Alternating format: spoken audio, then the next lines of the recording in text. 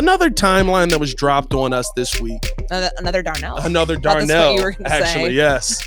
And the timeline that was dropped on us is that Darnell Mooney might not be back when Flus has said, which is very Flus of Flus, right? Like, how many guys have we heard through the 2 years he's been here where it's like, yeah, he's day to day. He'll be back. Like, he's going to be gone 6 weeks. Okay. All right. Like, relax. But I'll ask you this.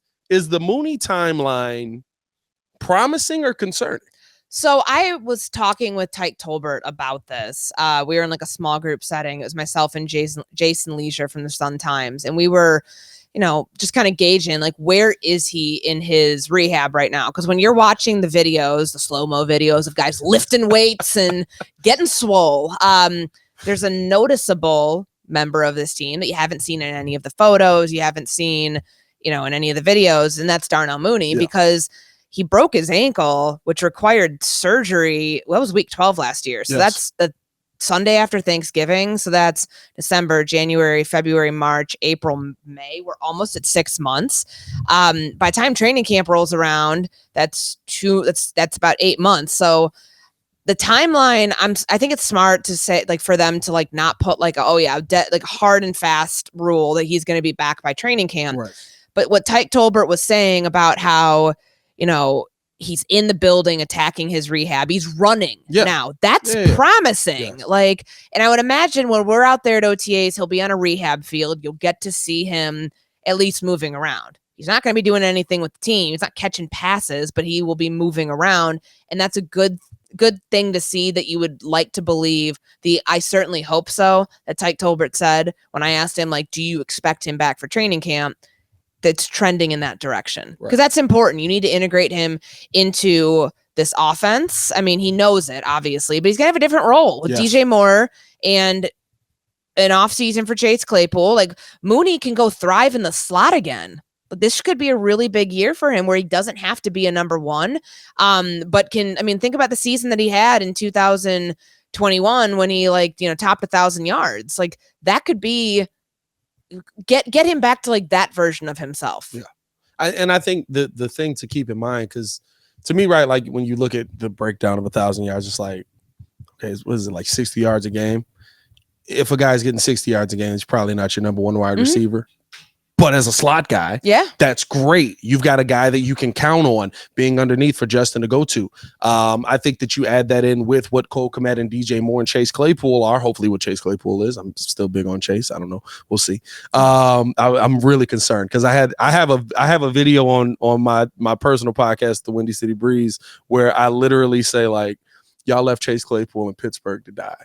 And this is the result. And a week later, Ryan Poles traded for him. Mm-hmm. So I've been told that I'm the Poles source because I look like him. You said I look like Sam Mustipher last time, by the way. Okay, were you insulted by that? I wasn't insulted, but it threw me off. And Danny was like, did you bring that up? No.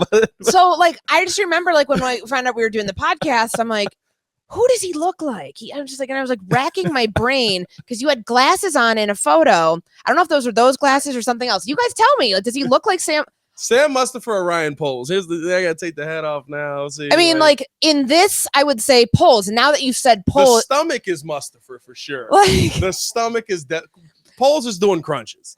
Like, maybe a mixture of Sam Mustipher mixed. If Sam Mustipher and Ryan Poles had a baby, that could be you. That is a concerning child. Both offensive linemen, though. Both offensive linemen. Find the common ground. I really want to know. You guys need to leave something in the comments. Who does Pat look like? Because you could.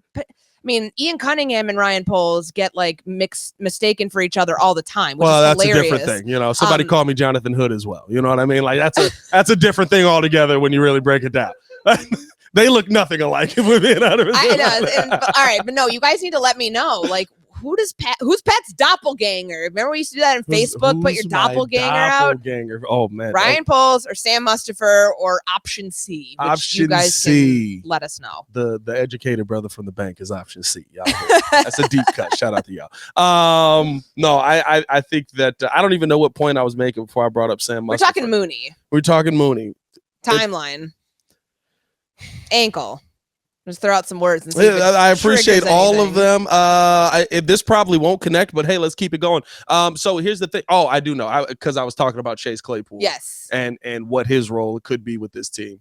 Darnell Mooney, to me, I think that this is going to be one of the most important training camps for him, even though he does go back to his original position, because he could be the number 2. He could be the number 3. He could be the number 4 option on this team realistically if he possibly misses training camp. Now, not as a wide receiver, but I think that a guy like Tyler Scott coming in here, who I think is going to be a deep shot target for Justin. Yes.